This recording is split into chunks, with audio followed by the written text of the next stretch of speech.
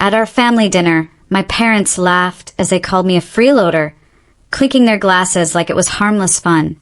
I stayed quiet, took the seat they left for me at the edge of the table, and let them believe I was exactly who they said I was. What they didn't know was that, by the next morning, the man they were desperate to impress would walk into a boardroom, look straight at me, and change the way they'd see my name forever. Before I tell you how that happened, do me a small favor. Support this channel by subscribing and dropping a comment about where you're watching from. It helps these stories reach the people who need them most.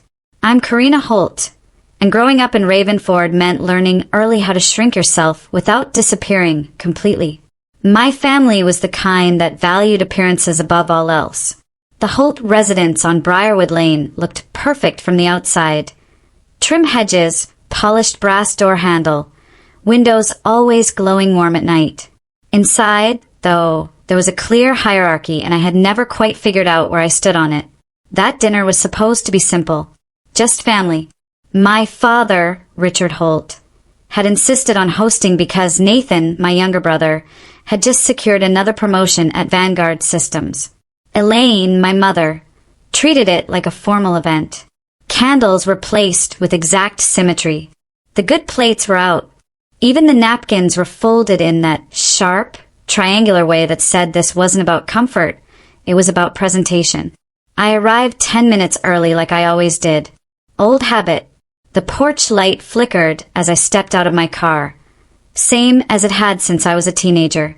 It made the house feel frozen in time, like nothing inside was allowed to evolve unless my parents approved of it first. Elaine opened the door and smiled, but it didn't reach her eyes. "Oh, you made it," she said as if there had been doubt. "Of course," I replied, stepping inside. The scent of lemon polish hit me immediately. The hallway walls were lined with framed memories. Nathan's achievements, Nathan's milestones, Nathan shaking hands with executives whose names were printed proudly beneath the photos. I paused for a moment, scanning the frames. There wasn't a single picture of me past the age of 12. Richard's voice boomed from the living room. He was already holding court, talking loudly about real careers and people who know how to move up in the world. Nathan stood nearby, nodding along with a glass of wine in his hand, looking relaxed in the way only someone who has always been supported can look.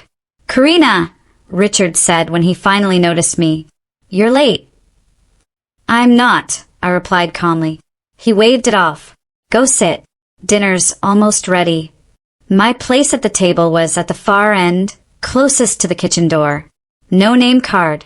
No wine glass. I pulled out the chair myself and sat down, smoothing my dress. I didn't mind the seat anymore. After years of being placed on the edge, you either learn how to balance or you fall off completely. Dinner started the way it always did, with Nathan's accomplishments. Vanguard Systems this. Executive war room that. His proximity to power was spoken about like it was contagious, like standing close enough to it would elevate the rest of us by association.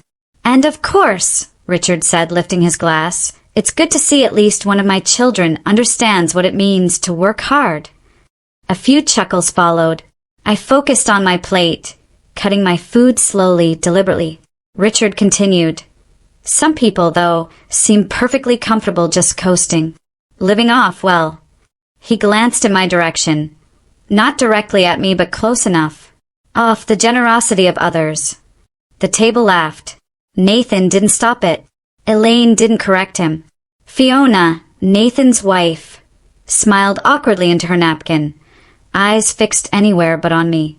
"Freeloaders exist in every family," Richard added, raising his glass higher. "I suppose we all have to carry one." That word landed heavy. Freeloader. I felt the familiar tightening in my chest, the old instinct to explain myself, to justify, to list accomplishments they had never bothered to remember. But I didn't. I took a sip of water instead and met Richard's eyes briefly. He looked satisfied, as if he'd finally said something he'd been holding in for years. No one defended me. No one asked what I actually did for a living. That night, I didn't argue. I didn't leave early. I stayed through dessert, listened to stories that didn't include me, and smiled when expected.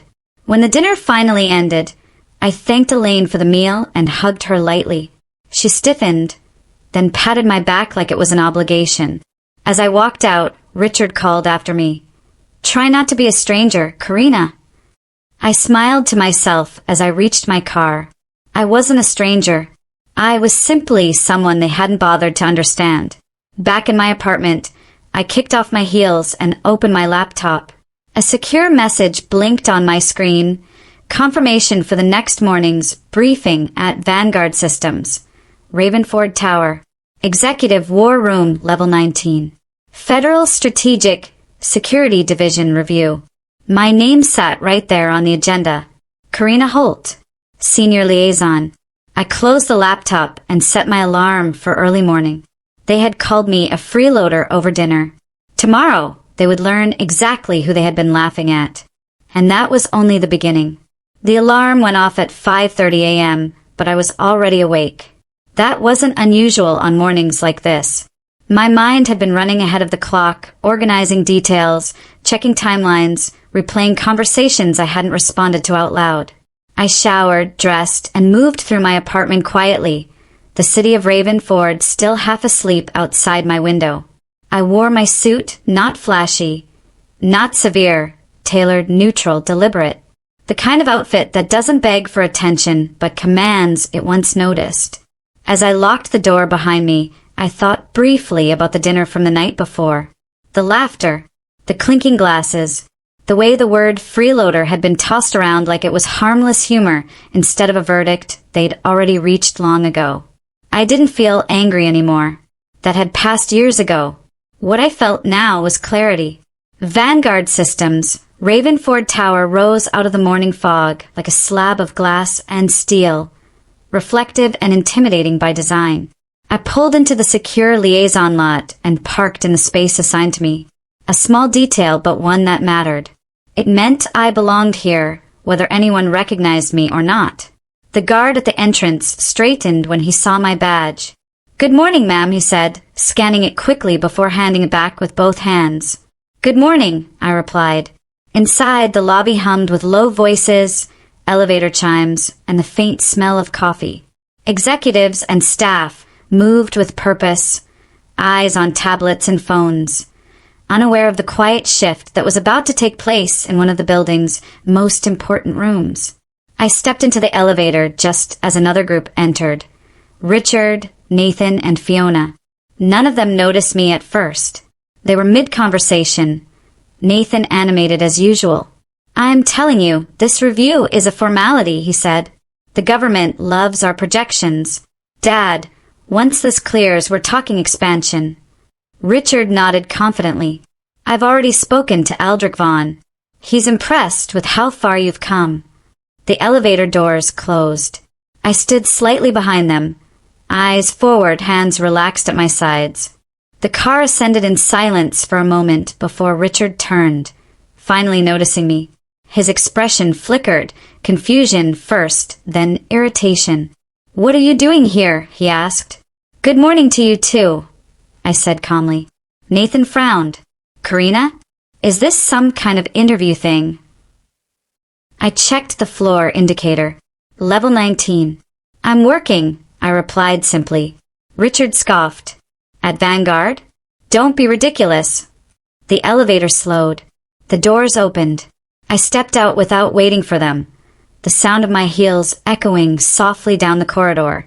I didn't look back, but I could feel their hesitation behind me, the unspoken question hanging in the air. Executive War Room. Level 19 was already partially filled. Senior engineers, department heads, compliance officers. A few familiar faces nodded at me in recognition. Others glanced up, curious. At the front of the room, a nameplate waited. Karina Holt, Federal Strategic Security Division, Senior Liaison. I took my seat and opened my folder. A few minutes later, Richard and Nathan entered. Nathan's eyes went straight to the nameplate. His face drained of color. Richard stopped short. For the first time in my life, my father didn't know what to say. Elaine arrived shortly after, walking briskly as if she could outrun the discomfort. She spotted me immediately, then looked away, pretending to adjust her purse. Fiona whispered something to Nathan, but he didn't respond. His attention was fixed on the table, on the placement of seats, on the realization settling in piece by piece. The room quieted as Aldrich Vaughn entered. Tall, silver-haired, calm in the way men who don't need to assert authority often are. He scanned the room once, then smiled when his eyes landed on me. "Good morning, everyone," he said. Then, turning slightly toward my end of the table, he added, clearly and without hesitation, "Good morning, ma'am." The silence was immediate. Not awkward chatter silence. Not polite waiting silence. The kind where everyone instinctively understands something important has just shifted. I nodded in acknowledgement. "Good morning, Mr. Vaughn." Richard's jaw tightened. Elaine's hands froze in her lap. Nathan stared straight ahead, as if looking at me might somehow make this more real. The meeting began. I spoke, when appropriate, asked pointed questions, clarified compliance details that no one else seemed eager to address.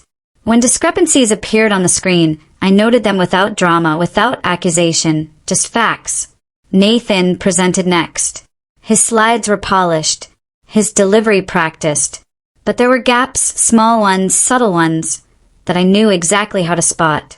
"Can you clarify the access protocol for this layer?" I asked at one point. Nathan hesitated, just a fraction of a second too long. "That's handled internally," he said. "By which clearance level?" I followed. He swallowed. "Standard executive clearance." Aldrich Vaughn leaned forward. "That's not sufficient for this system," he said mildly. "Ma'am." I met his gaze. "It isn't," I agreed, "and it introduces unnecessary risk." The room murmured, quietly. Nathan's confidence cracked, just enough to be visible to those trained to notice such things. Richard didn't say a word. Elaine didn't look at me once. The meeting ended with polite applause and a list of follow-ups that clearly shifted authority away from where it had been assumed to rest. As people gathered their things, Aldrich Vaughn approached me. "Excellent work, as always," he said. "We'll speak later today." "Yes, sir," I replied. He nodded once and moved on. I stood, closed my folder, and turned to leave. Richard intercepted me near the door. "Karina," he said, voice low, strained. "We need to talk." "Do we?" I asked. Elaine stepped closer. "Why didn't you tell us?" I looked at both of them, really looked this time. At the people who had laughed the night before, who had made a sport out of minimizing me. "You never asked," I said simply. Nathan joined us, eyes downcast. "We didn't know," he muttered. "That's the difference," I replied. "You didn't know because you didn't care to." I walked past them and into the hallway. Behind me, the family I'd been trying to earn recognition for my entire life stood silent, finally aware that the version of me they'd built in their heads had never been accurate. And for the first time, that silence wasn't mine to carry. The hallway felt longer than it had when I entered. Every step echoed differently now, not because the space had changed, but because the weight I carried had. People who passed me moments earlier without a second glance now slowed just enough to look again. Not curiosity, recognition. The kind that arrives late but stays. I didn't turn back. In the elevator, my reflection stared back at me in polished steel. Calm, composed, almost detached. The girl who used to stand at the edge of family photos, cropped out or forgotten entirely, would not have recognized the woman looking back. And yet, she was still there, layered beneath everything else. My phone buzzed once before I reached the lobby. A secure message from Aldrich Vaughn. "We'll need a follow-up this afternoon. Your insight shifted several assumptions." I typed a brief acknowledgement and slid the phone back into my pocket. Outside, the morning had warmed. Ravenford moved on, as it always did. Traffic, footsteps, the low hum of a city indifferent to personal reckonings. I crossed the plaza toward my car when I heard my name again. "Karina." "Elaine." I stopped, not because I had to, but because I chose to. She stood a few paces behind me, clutching her handbag like it was the only solid thing left. Her expression wasn't anger. It wasn't even embarrassment. It was something closer to fear. The fear of realizing a story you've told yourself for decades is no longer defensible. "We didn't know," she said again, softer this time. "You kept everything so separate." I turned slowly. "I learned early that my work made you uncomfortable." "That's not true," she protested automatically. I waited. Her mouth opened, then closed. Richard joined her moments later. His confidence from the night before was gone, replaced by a stiffness I recognized from childhood, the posture he used when confronted with something he couldn't control. "You could have said something," he said. I nodded once. "I did. Years ago." His brow furrowed. When I mailed you my first project brief. When I invited you to my commissioning ceremony. When I sent you the patent paperwork, because I thought you'd be proud. Elaine's face drained of color. Richard looked away. Silence filled the space between us. Not dramatic, just heavy. Honest. "You called me a freeloader," I continued calmly. "Not once. Repeatedly. And you did it because that version of me fit better into your expectations." Nathan approached last. He hadn't spoken since the meeting ended. "I thought you just didn't stick with anything," he admitted, eyes fixed on the pavement. I almost laughed, not out of humor, but disbelief. "I stuck with everything," I said. "You just weren't looking." I turned and walked away before they could respond. At home, the quiet was welcome. I changed out of my suit, brewed tea, and stood by the window, watching the city pulse below. My phone buzzed again, this time a call from Lena Marsh, Vanguard's compliance director. "We found something," she said without preamble. "Unauthorized access logs. Someone reviewed restricted material last night." I closed my eyes briefly. "Nathan?" "Yes," she replied. "We're documenting it." "Good," said. "Let me know if you need corroboration." After the call ended, I sat down at my desk and opened a folder I hadn't touched in years. Inside were old files, emails, timestamps, pieces of a history no one else had bothered to assemble. I hadn't kept them out of spite. I'd kept them because experience had taught me that silence without records is just erasure. The afternoon passed quickly. When I returned to Vanguard, the atmosphere had shifted again. Quieter, tighter. Conversations stopped when I walked by, not out of hostility but recalibration. People were adjusting their understanding of where power actually sat. Aldrich Vaughn met me in a smaller conference room this time. "You changed the trajectory this morning," he said, gesturing for me to sit. "Not intentionally, perhaps, but effectively." "I wasn't trying to prove anything," I replied. "Just correct assumptions." He smiled faintly. "That's often how the most lasting corrections are made." He slid a document across the table. "We'd like you to take a more visible role moving forward." I glanced at the paper. Expanded authority. "Oversight. I'll consider it," I said. He nodded. "Take your time." When I stepped back into the hallway, I saw Richard standing near the windows, alone. He didn't speak at first. Neither did I. "You were always quiet," he said finally. I mistook that for absence. I looked at him. "You mistook it for permission." His shoulders sagged slightly. "Your mother and I thought, if you really needed us, you'd insist." "That's not how belonging works," I replied. "You don't make people beg for it." He nodded slowly, as if filing the thought away too late. That evening, I drove past my parents' house without stopping. The lights were on. Familiar silhouettes moved behind the curtains. For a moment, I imagined knocking. Then I kept driving. Some doors don't need to be reopened to be closed properly. At home, I poured a glass of water and sat on the couch, letting the day settle. My phone buzzed again, a message from Nathan. "I'm sorry. I really didn't know." I stared at it for a long moment before replying.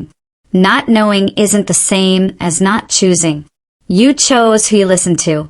I set the phone aside. Late that night, I stood in front of the mirror again.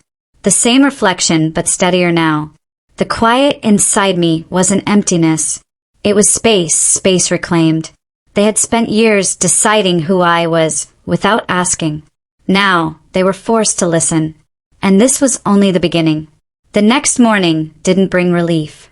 It brought precision. I woke before my alarm again, not restless, not anxious, focused. There was a difference. The city outside my window was wrapped in that early gray that makes everything feel undecided, like it's waiting to be told what comes next. I brewed coffee, black, untouched by sugar, and opened my laptop at the kitchen counter. 3 new messages waited. 1 from Vanguard's legal team. 1 from compliance. 1 from an unfamiliar address that ended in a private consulting domain. I opened the legal email first. They had completed a preliminary review of the access logs. The breach wasn't catastrophic, but it was undeniable. Files tied to my framework had been opened outside approved channels. Nathan's credentials. Timestamped. Logged. Clean. The second email confirmed what I already knew. Internal controls had been bypassed using assumed familiarity, not authority. A polite way of saying someone believed the rules didn't apply to them. The third message was shorter. We should talk. A. Vaughn. I closed the laptop and took my mug to the window. For years, I had lived with the quiet certainty that my work mattered, even if no one at home cared to understand it. That certainty had been enough. But now something else had entered the equation. Visibility. And visibility changes everything. By the time I arrived at Vanguard, the building felt different again. Not hostile. Not welcoming. Alert. People were careful with their words now. Careful with who they looped into conversations. I passed a cluster of mid-level managers near the elevators who went silent as I approached, then nodded stiffly as I passed. Power doesn't announce itself. It rearranges rooms. Aldrich Vaughn was already seated when I entered his office. He gestured for me to close the door. They're rattled, he said without preamble. Your family, and a few others. I'm not interested in humiliation, I replied. Just accountability.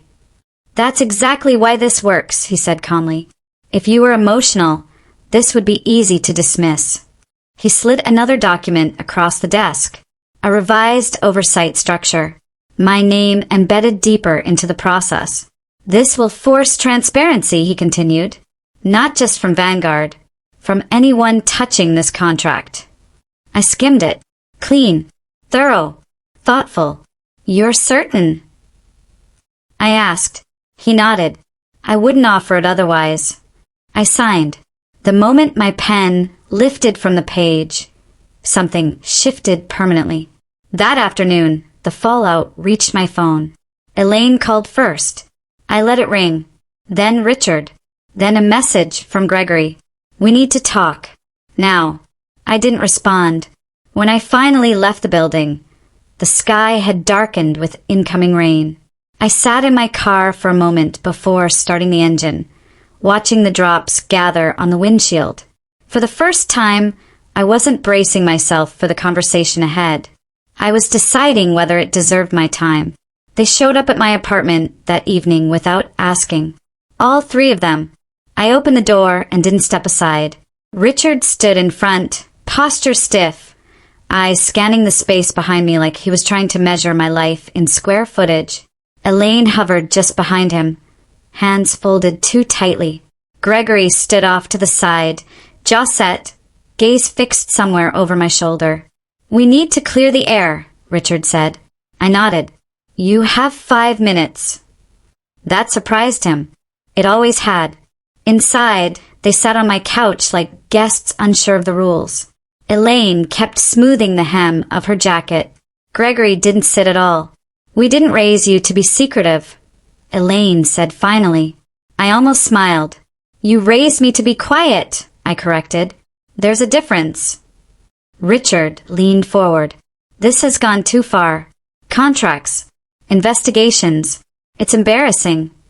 For you, I said evenly. Gregory finally spoke. You could have warned me. I met his eyes. You accessed restricted material. That wasn't ignorance. That was entitlement. He flinched. Elaine reached for my hand. I didn't pull away, but I didn't squeeze back either. We were proud of you, she said weakly. In our way. In your way, I repeated. The way that required me to stay small. Silence followed. Heavy. Unavoidable. Richard stood. What do you want? I thought about that for a moment. Not because I didn't know, but because naming it would end something. I want you to stop rewriting me to fit your comfort, I said. And I want you to understand that my work doesn't exist to validate you. Gregory swallowed. Are you cutting us off? I shook my head. No, I'm stepping back. They left quietly. After the door closed, I leaned against it and let the stillness wash over me. No triumph, no relief, just resolution. The next weeks passed quickly. Nathan was removed from the project, pending review. Officially temporary, unofficially permanent. Vanguard issued internal updates, praising the revised oversight model. My name circulated more freely now, attached to words like stability and foresight. At home, my parents stopped calling. Gregory sent one final message. I never thought you'd be the one holding the line. I didn't reply. One evening, as I sorted through old files, I came across a photo I hadn't seen in years. Me, in uniform, standing at attention during my commissioning ceremony. I remembered scanning the crowd that day, hoping to see them. They hadn't come. I framed the photo and placed it on my shelf. Not as a reminder of absence, but of arrival. Because somewhere between being laughed at over dinner and being addressed with respect in a boardroom, I had stopped asking for recognition and started commanding it. And there was still one final moment coming. One where everything would settle into place. I could feel it approaching, quiet but inevitable, like a door closing behind you once you've already crossed the threshold. The invitation arrived 3 weeks later, folded into a cream envelope that felt heavier than paper should. Vanguard's seal was pressed into the corner, understated but unmistakable.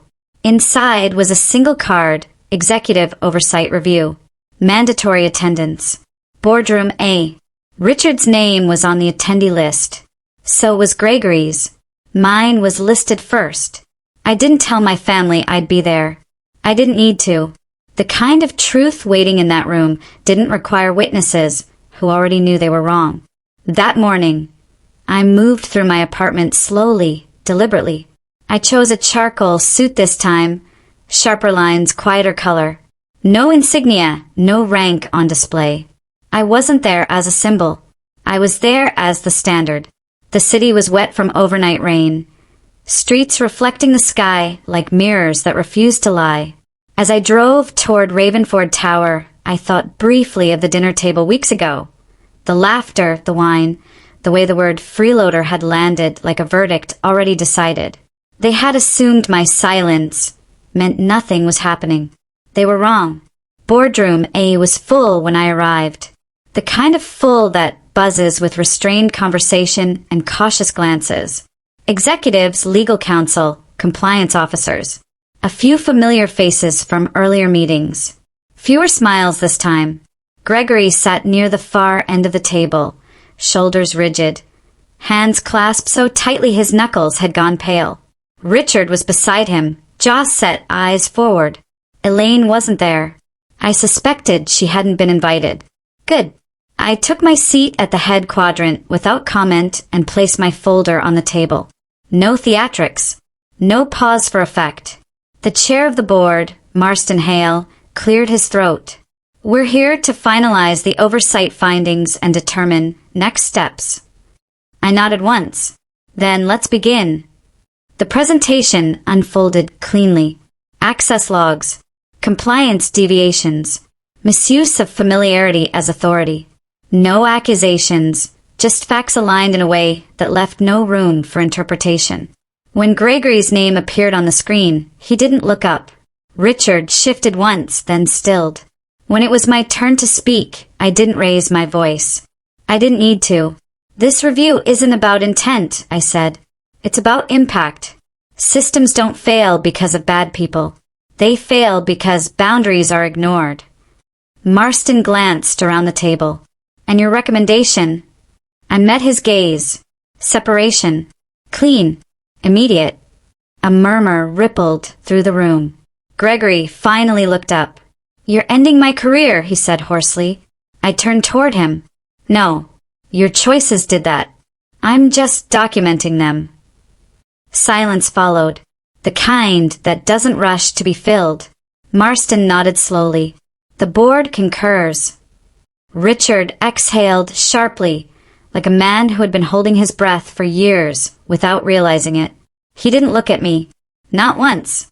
The meeting adjourned without ceremony. As people filed out, Gregory remained seated, staring at the table like it might offer him an alternate ending. Richard stood beside him, uncertain, diminished. Karina, Richard said quietly as I gathered my things. I paused, not turning. Yes. You didn't have to be this thorough. I finally faced him. You taught me to be. He had no response to that. I left the building alone. Outside, the air felt lighter than it had in months. Not because something had been won, but because something had been finished. That evening, my phone buzzed once. A message from an unknown number. It was Elaine. I heard. I'm sorry. I stared at the screen for a long moment before typing back. I know. And then I put the phone down. Weeks passed. Quiet weeks. Productive ones. Vanguard announced structural changes. My role expanded not in title but in influence. People listen now without needing proof. At home, I rearranged my space. Removed things that no longer felt like mine. Added new ones. A plant by the window. A small bookshelf near the couch. The framed commissioning photo stayed. One night, there was a knock at the door. I knew who it was before I opened it. Richard stood there alone. No bottle of wine. No pretense. I won't stay long, he said. I stepped aside. He stood in my living room, hands clasped behind his back, taking it in like he was memorizing something he knew he'd never fully understand. You were right, he said finally. About everything. I waited. I thought being successful meant being visible, he continued. I thought if people didn't see it, it didn't count. I met his eyes. That belief cost you more than you realize. He nodded slowly. I know. We stood there, father and daughter, no longer orbiting the same expectations. When he left, there was no hug. Just a nod. Enough. After the door closed, I didn't feel hollow. I felt complete. Some endings don't come with apologies that fix everything. They come with understanding that arrives too late to change the past, but just in time to stop repeating it. That night, I sat by the window and watched the city lights flicker on one by one. Somewhere out there, people were still being underestimated, still being laughed at over dinner tables, still being told their silence meant nothing. I knew better now. Silence is not absence. It's preparation. The days after the board decision didn't explode the way people imagine moments like that should.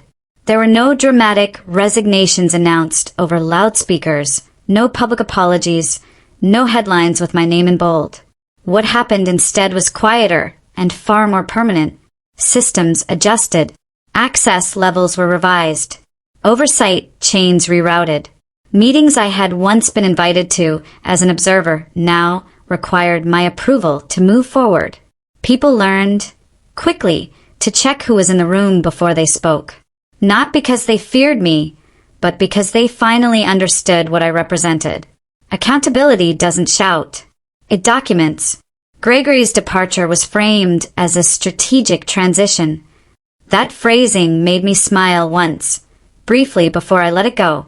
His desk was cleared within a week. His name vanished from internal directories just as efficiently as mine once had from family photo albums. I noticed the symmetry and filed it away without satisfaction. I wasn't interested in watching him fall. I was interested in making sure no one else climbed by pretending rules were optional. Richard retired earlier than planned. The announcement came through a mutual contact, not from him directly. Family reasons, the message said. I didn't question it. Men like my father don't step aside easily unless the ground beneath them has already shifted beyond recognition. Elaine sent a handwritten note. I recognized her penmanship immediately. Careful, rounded, controlled. She wrote that she was proud of me now, that she wished she'd asked questions earlier, that she hoped someday we might talk again without all the weight. I folded the letter and placed it in a drawer I rarely opened. Not discarded, not displayed, exactly where it belonged. Time moved forward. New projects, new teams, new expectations. One afternoon, a junior analyst stopped me in the corridor, nervous but determined. Ma'am, she said, can I ask you something? I nodded. How do you know when to speak up? I thought about that longer than she expected. When silence stops protecting you, I said finally, and starts protecting everyone else. She nodded like she understood, even if she didn't yet know why. Weeks later, Vanguard hosted a private symposium, not press-facing, internal, strategy and future alignment. My name appeared again at the top of the agenda, this time without comment. As I stood at the podium, looking out at a room full of people who were finally listening, I didn't feel triumphant. I felt steady. I talked about systems, about blind spots, about how familiarity can blur judgment faster than malice ever could. I didn't mention my family. I didn't need to. The lesson stood on its own. Afterward, Eldrick Vaughn approached me quietly. You've changed the culture here, he said. No, I replied. I revealed it. That night, I went home and cooked dinner for one. Something simple, something grounding. I ate at my kitchen table, not the edge of it, not standing, not rushing. For the first time in a long while, I wasn't waiting for anyone to acknowledge my place. I had already taken it. The final message came months later. From Gregory. I almost didn't open it. Almost. He wrote that he'd started over somewhere smaller, that things were quieter now, that he finally understood what it felt like to be underestimated. He didn't ask for forgiveness. He didn't justify himself. He just wrote, I see it now. I read it once. Then again. Then I closed it. Understanding doesn't erase harm, but it does end denial. On a clear morning not long after, I stood in front of the same mirror I'd faced the morning after that dinner. The reflection hadn't changed much. Same posture, same calm eyes. But the woman looking back no longer carried the echo of laughter that wasn't meant kindly. No longer replayed words designed to shrink her. They had called me a freeloader because it was easier than asking who I really was. And when the truth finally stood up in a room full of people they wanted to impress, it didn't need to raise its voice. It only needed to be seen. I turned off the light, picked up my keys, and stepped into the day, no longer edited out of anyone's story, least of all my own. I didn't expect the past to resurface again. I thought I had already placed it where it belonged, filed, acknowledged, and left behind. But old narratives don't disappear just because you stop feeding them. Sometimes they circle back, thinner, quieter, carrying questions instead of accusations.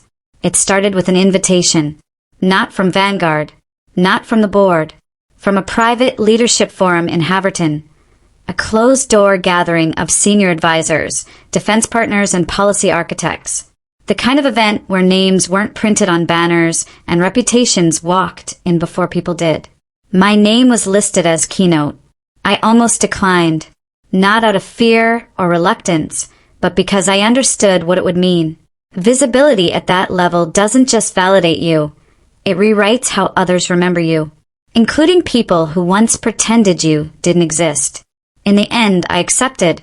The venue was understated. No grand chandeliers. No press.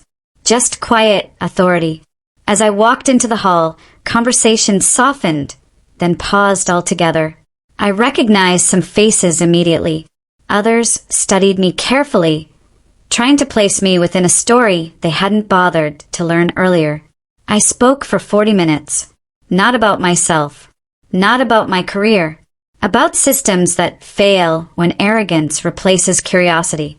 About how organizations collapse not because of external threats, but because internal voices are ignored until they become liabilities. I talked about accountability as a culture, not a punishment. When I finished, the room didn't erupt in applause. It didn't need to. Afterward, a man approached me near the exit. Late 50s. Expensive watch worn casually. Familiar eyes. Arthur Caldwell. My father's former colleague. One of the men who used to sit at our dinner table when I was young and barely acknowledged. I didn't recognize you at first, he said. Then I heard you speak. I nodded politely. You were always quiet, he continued. I assumed that meant you weren't ambitious. I met his gaze evenly. That assumption seems common. He smiled, not defensively but ruefully. Your father talks about you differently now. That didn't surprise me. He tells people you were always impressive, Caldwell went on. Ahead of your time. I almost laughed. Almost. He didn't know how to talk about you before, Caldwell added. Or maybe he didn't know how to listen. That was closer to the truth. On the drive home, I thought about how easily people revise their memories when the original version no longer protects them. How praise often arrives after it's no longer needed. Or useful. Richard called that evening. I let it go to voicemail. He didn't leave a message. A week later, I ran into Elaine at a bookstore. It was accidental. Or maybe inevitable. She stood frozen between two shelves. A paperback clutched to her chest like a shield. For a moment, we just looked at each other. No anger. No resentment. Just recognition. You look well, she said finally. So do you, I replied. We stood there, surrounded by other people's stories. I didn't know how to talk to you after everything, she admitted. I still don't. That's okay, I said. You don't have to. She nodded slowly. Your father keeps saying he should have paid more attention. I tilted my head, slightly. He always paid attention. Just not to me. She swallowed. I think he knows that now, she said. I didn't respond. Because knowing isn't the same as repairing. Before we parted, she asked quietly, Do you ever wish it had gone differently? I thought about that for a long moment. No, I said honestly. Because if it had, I might still be waiting for permission. She didn't argue. That night, I sat on my balcony watching the city lights stretch outward like a constellation. I finally understood how to read. I thought about the younger version of myself, the one who stayed quiet at the table, who helped from the background, who believed effort would eventually translate into acknowledgement. She hadn't been wrong. She just underestimated how long it would take. The next message came from an unexpected place. A former colleague from my early days, someone I hadn't spoken to in over a decade. Your name came up today, the message read. They were discussing a framework that changed everything. I smiled when I realized it was yours. I smiled too. Not because they finally knew, but because I no longer needed them to. The truth is, being underestimated shapes you. It sharpens your listening, forces you to observe patterns others miss. It teaches patience, not the passive kind, but the strategic kind. The kind that waits until the room is ready. They laughed at me once because they thought I was small. Now, when they speak my name, it carries weight they don't get to redefine. And that's the part they never anticipated. Not the title, not the authority, not the recognition, but the fact that I built everything they dismissed, without ever needing their approval to finish it. The strange thing about being seen after a lifetime of being overlooked is that it doesn't arrive with fireworks. It arrives quietly, like a light switching on in a room you've been standing in the whole time. After the Haverton Forum, my calendar changed again. Invitations came in clusters now.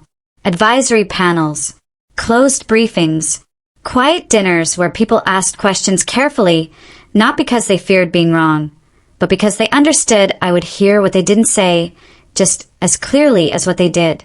I accepted fewer than half.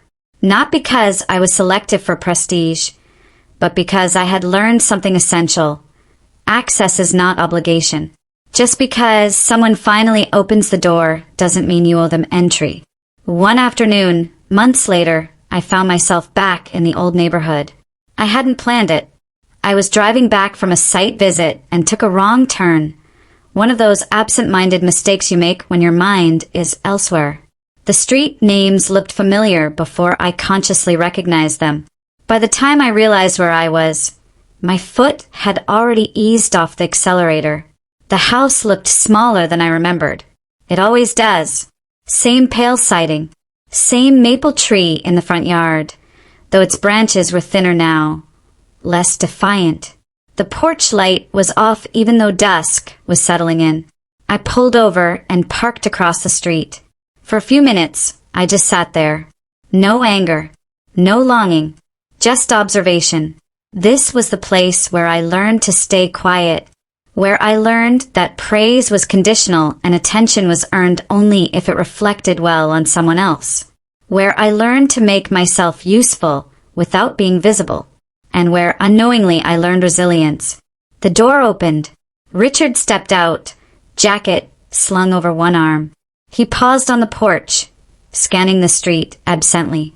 For a moment, I wondered if he sensed me, if some instinct pulled his gaze toward the car. It didn't. He walked to his own vehicle, unlocked it, and drove away. I waited another minute before starting my engine. That chapter didn't need revisiting. The following week, Elaine called. I answered this time. Her voice sounded older. Not frail, but quieter. Less rehearsed. "I'm not calling to ask for anything," she said quickly. Your father isn't well." I closed my eyes briefly. "What happened?" I asked. "A fall," she replied. "Nothing dramatic. But it shook him." Silence stretched between us. "He keeps asking about you," she added. I didn't respond right away. "Do you want to see him?" she asked cautiously. I thought about the man who had raised a glass and called me a freeloader, about the years of silence, about the way recognition arrived only after it could no longer be used to control me. "I'll think about it," I said. That night I couldn't sleep, not because I felt guilty, but because unresolved things have a way of tapping at the edges of your mind when you least expect them. I walked through my apartment, touching familiar objects, the bookshelf, the framed photo, the plant by the window. Everything here reflected choices I had made freely. That mattered. 2 days later, I visited the hospital. Richard looked smaller in the bed. Not weak, exactly, just reduced. The kind of reduction that strips away certainty. He looked up when I entered. For a second, his face lit up with relief. Then something else crossed his features. Shame, perhaps. Or regret. "You came," he said. I said I'd think about it, I replied. I thought. Elaine stood quietly near the window. We spoke about unimportant things at first. Weather. Traffic. The way hospitals all smell the same. He asked about my work without asking for details, and I answered without offering them. Finally, he sighed. "I used to think success looked one way," he said. "Titles. Recognition. Control."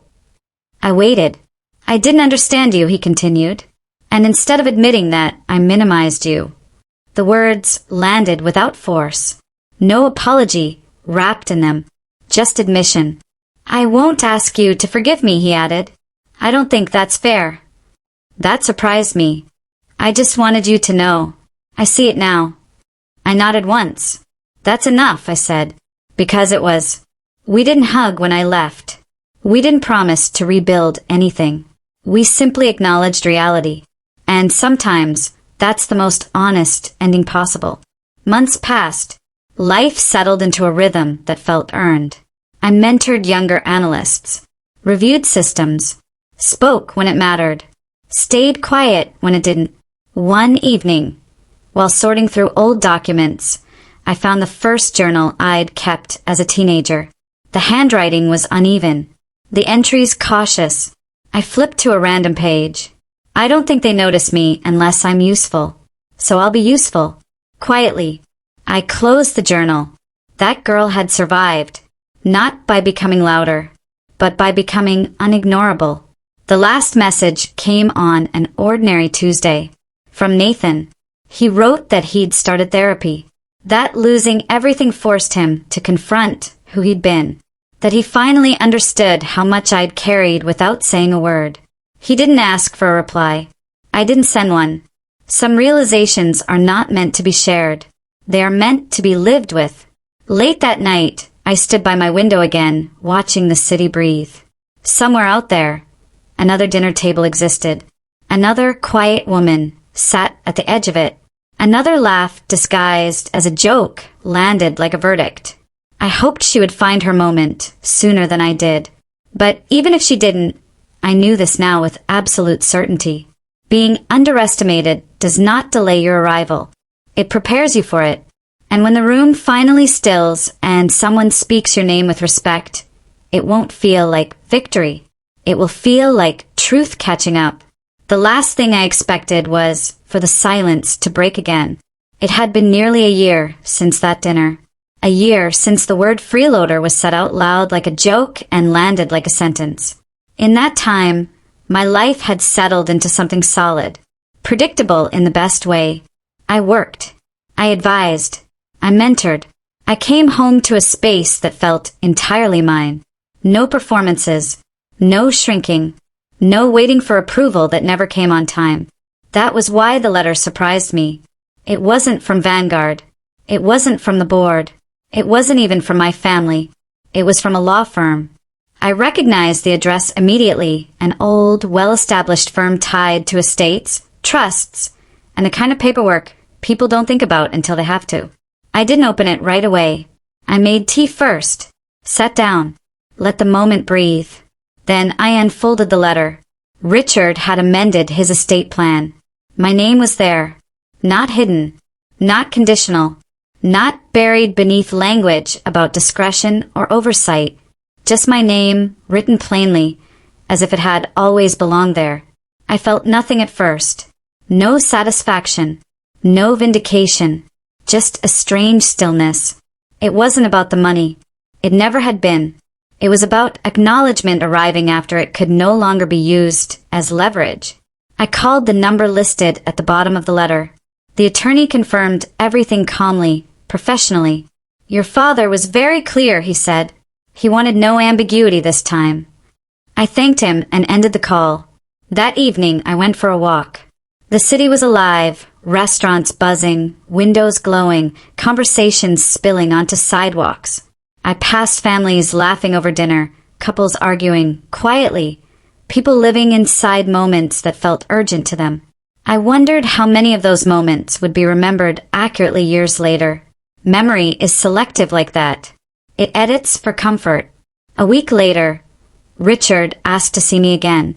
Not at the hospital, not at my apartment, at a small cafe halfway between our worlds. I arrived first. When he walked in, he looked steadier than the last time I'd seen him, but smaller somehow. Not diminished, unburdened, like someone who had finally stopped pretending. I won't take much of your time, he said after sitting down. You never do, I replied gently. He nodded. I wanted to tell you in person. About the will. I know, I said. I received the letter. He exhaled slowly. I didn't do it to make up for anything. I know, I said again.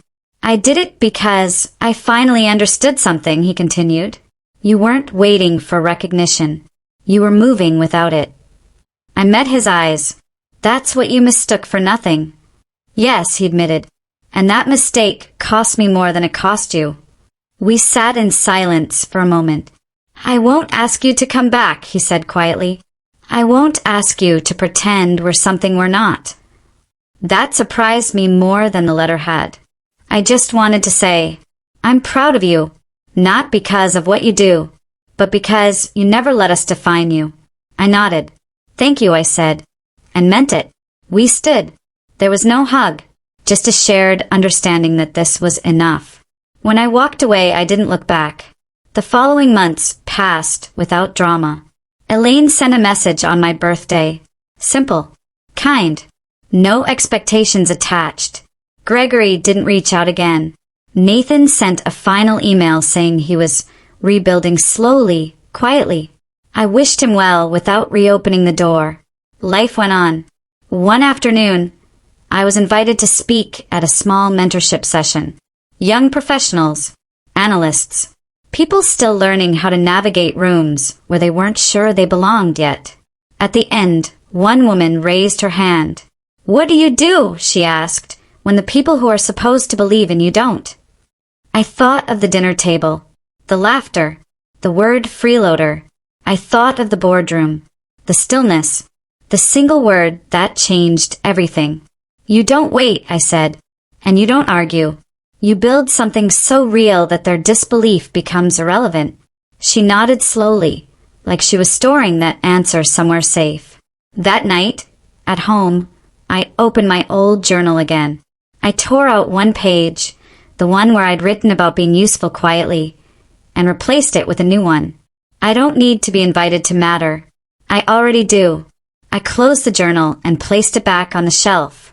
Later, as I stood by the window watching the city lights settle into the night, my phone buzzed with a notification from Vanguard.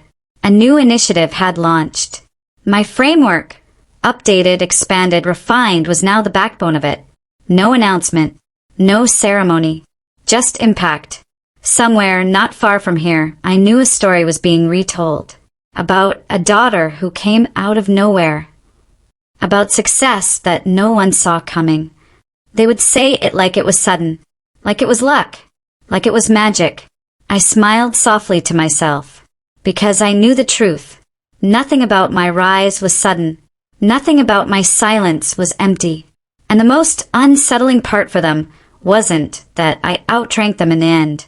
It was realizing I had been standing above them the entire time, quiet, patient, waiting for the room to finally catch up. If this story resonated with you, if you've ever been dismissed, underestimated, or quietly rewritten by people who should have known better, stay connected. Subscribe to the channel. Share where you're watching from. And let your voice be part of the stories that refuse to stay invisible.